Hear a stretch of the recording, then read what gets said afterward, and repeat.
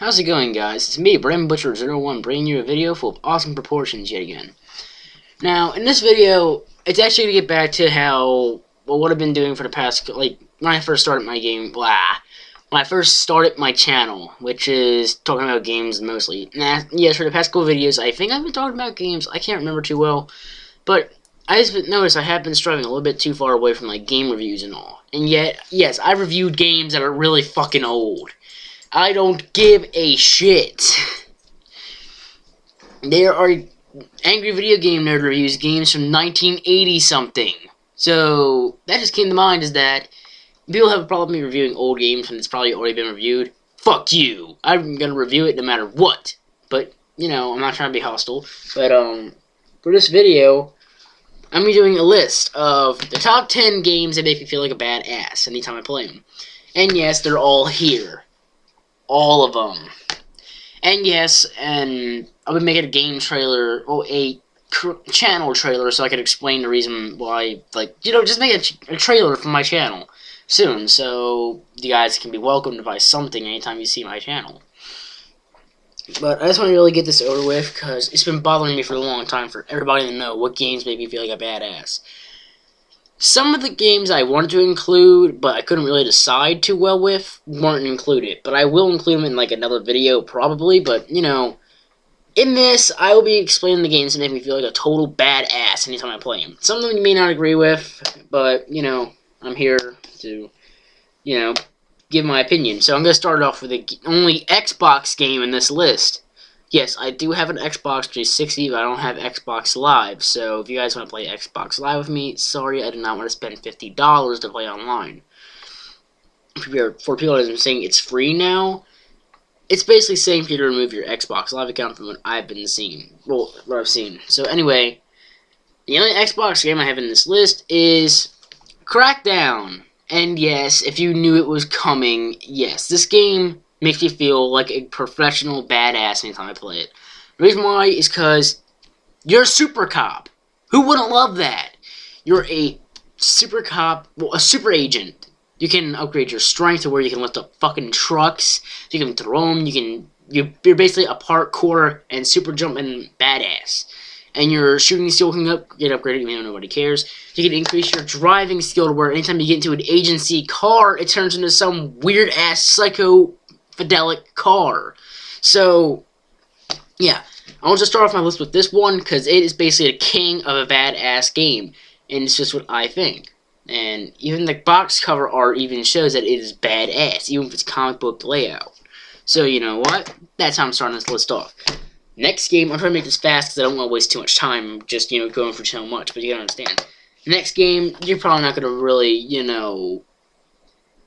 might not really agree with me, but Dishonored. Yes, you're probably not gonna agree. Why Dishonored?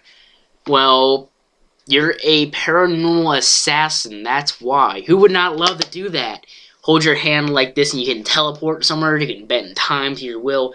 Yes, the game is short, from what I've heard, and what I have played most of it. I mean, I'm near the end, and it took me a really short time to get to the end, but overall, for a short game, it's really entertaining and really fucking fun. And it makes you feel like a paranormal badass. You do not want to just feel like a regular assassin, or you're just climbing up walls. No, you want to teleport that shit. You want to fucking stop time. You want to summon rats. You want to do all that awesome paranormal shit. Next game, you may agree with, but may not agree with. You might want me to, you might want to ask me to, update it, but I can't. And that is Assassin's Creed 3. And yes, Assassin's Creed had to be in this list. What game like this does not make you feel like a badass? Now, Assassin's Creed 3 was the first one to actually feature realistic gunplay with flintlock pistols. And yes, I bet a lot of you are wondering, why not Assassin's Creed 4 Black Flag? I have no money, I don't have a job, I can't buy it. Yes, I would like to say number 4, because I haven't played it yet. But when I do play it, maybe it might blow this one out of the water, because I recently just beat it, and, the attack motions were much more fluent, and much more, strategically different. Next game I actually just got back to thinking about, and that game, actually it feels kind of warm, I hope it's not shattered. I hope it's not shattered. It still smells new. And that is Splatterhouse. Yes, And I bet a lot of you have never heard of Splatterhouse. If you have heard of it and bought this one, then you know this game is really badass. But not just badass, bloodier than a girl on her period. I guess it's a whisper. No, it's gorier than Brain Dead. There you go. This game actually is an original classic from 1980, I guess. And it was originally an arcade game that was actually the first real gory video game ever to hit the market. And, you know, this game is by far the goriest game I've ever played. And it's basically like saying, if the two most goriest games were to make love, this would be their love child, Splatterhouse. Yes, a sad ending, and I really want to see a sequel to this game. But, you know, go send a message to Namco to tell them to make a fucking sequel to this game. I want to see a sequel, goddammit. Because that game is ridiculously gory, but yet extremely awesome. Next game, I had to put it in there, and if a lot of you can understand it, now it's kind of a mainstream game. Borderlands 2. Yes, why not Borderlands 1? This one has more guns, that's why. This one has so much more to offer than the first game. And with me playing Borderlands 1, I usually lose my data so quickly that it's, you know, impossible for me to compare it to this one. But, you know, number 2 actually offers more of a badass feel, especially how people keep on saying badass. So, you know, this game does deliver more of a badass feel than the first one. So if you can agree with me that number 2 is actually more badass than number 1, just tell me. But, you know, this one makes me feel a lot like a badass. More than the other 4 I just showed you. But next game is a Volition game, and no, it's not Saints Row, it's Red Faction Guerrilla. Now, a lot of you are going to probably agree with me, some of you are not going to agree with me.